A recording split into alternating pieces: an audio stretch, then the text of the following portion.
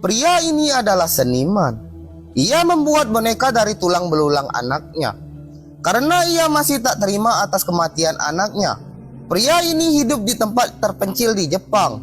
Meskipun ia sangat miskin, namun kehidupan keluarganya sangat bahagia. Ia hanya memiliki satu orang anak. Namun gadis kecil ini sakit, hingga gadis kecil itu meninggal. Istrinya tak menerima atas kematian anaknya, mencoba mengakhiri hidupnya. Namun ia gagal mengakhiri hidupnya. Namun karena larut dalam kesedihan, istri seniman ini akhirnya meninggal. Sementara seniman yang tak terima atas kematian anaknya, ia merebus mayat putrinya.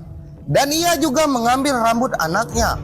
Lalu setelah daging anaknya lepas, ia menjadikan anaknya sebagai sebuah boneka, hingga ia bisa bersama mendiang anaknya setiap hari.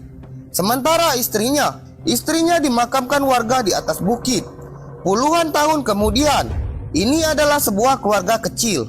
Wanita ini bernama Yoshi. Yoshi punya seorang anak yang bernama Mei. Sebagai seorang ibu, Yoshi sibuk mengurus rumah tangga. Yoshi hendak pergi ke pasar, dan ia meminta agar Mei main di rumahnya saja. Mei mengajak temannya main di dalam rumahnya. Mei main petak umpet bersama teman-temannya.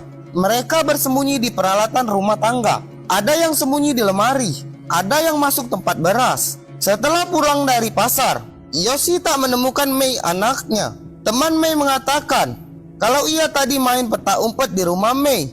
Namun Mei tiba-tiba menghilang. Yoshi menelpon suaminya yang sedang bekerja di rumah sakit. Suami Yoshi langsung pulang mengetahui anaknya telah hilang. Ternyata Yoshi telah menghubungi polisi. Namun polisi mengatakan bahwa Mei hilang belum 24 jam. Namun polisi berjanji akan segera mencari Mei anak Yoshi.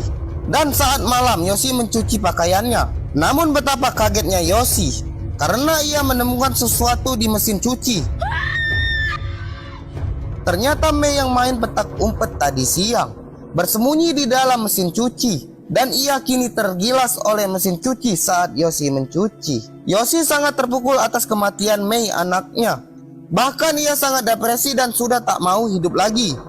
Yoshi mengalami gangguan mental setelah kehilangan anaknya. Hingga suatu siang, Yoshi yang depresi pergi ke pasar.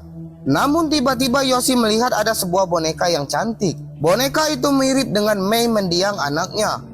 Saat malam, Yoshi tampak gembira. Suaminya merasa aneh saat melihat Yoshi yang tampak kembali ceria. Ternyata Yoshi meletakkan boneka itu di meja makan. Tentu suami Yoshi merasa sangat kaget melihat boneka itu. Apalagi boneka itu mirip dengan mendiang anak mereka. Yoshi merawat boneka itu layaknya seorang anak. Ia merapikan rambut bonekanya, memotong kuku boneka itu. Suami Yoshi yang melihat Yoshi tampak lebih baik. Ia terpaksa membiarkan Yoshi bersama boneka itu. Yoshi membawa boneka itu kemanapun ia pergi. Kini hidup Yoshi tampak ceria. Ia sudah tak larut dalam kesedihan lagi. Meskipun tampak aneh, namun suami Yoshi terpaksa membiarkan Yoshi seperti ini. Karena ini lebih baik bagi Yoshi daripada ia larut dalam kesedihan. Suami Yoshi sangat sayang padanya. Semua keinginan Yoshi ia turuti. Bulan demi bulan berlalu. Kini Yoshi telah hamil. Dan singkat cerita, kini Yoshi punya anak lagi. Yoshi memberikan nama anaknya dengan nama Mai. Kini Yoshi mulai hidup normal. Ia tak lagi peduli dengan boneka itu. Semua kesedihan Yoshi kini telah hilang. Hingga suatu siang, bayi Yoshi menangis karena ingin bobo. Yoshi meletakkan boneka itu di samping bayinya. Yoshi memasang kamera pengawas di kamar bayinya. Dan ada ibu mertua Yoshi yang datang berkunjung pada siang itu. Ibu mertua Yoshi sangat senang melihat kehidupan Yoshi yang mulai membaik. Namun tiba-tiba Yoshi mendengar suara tangisan bayinya. Dan ternyata hal mengejutkan pun terjadi. Lanjut part selanjutnya ya guys.